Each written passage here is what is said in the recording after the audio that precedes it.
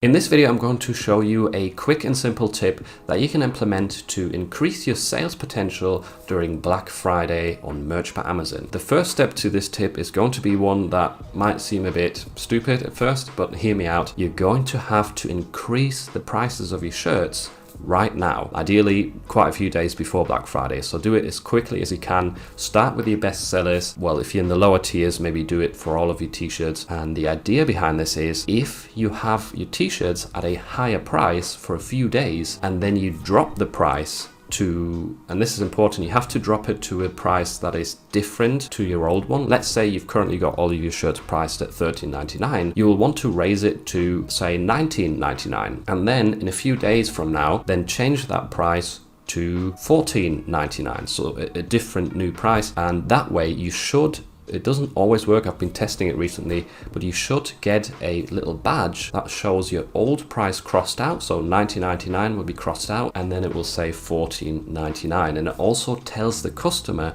on the product page how much money they're saving and how much percentage the shirt is off. So it might say like 30% off, which obviously is massively important to people on Black Friday. And I'm very sure that there'll be a lot of people out there who will not consider buying anything on Amazon which doesn't have a discount applied to it, because on Black Friday you expect to get a discount. So if you've got your shirts priced at $13.99, like, yeah, they're a cheap shirt and they can still get sales, but if it doesn't say a bigger price crossed out next to it, then it will still turn some customers away.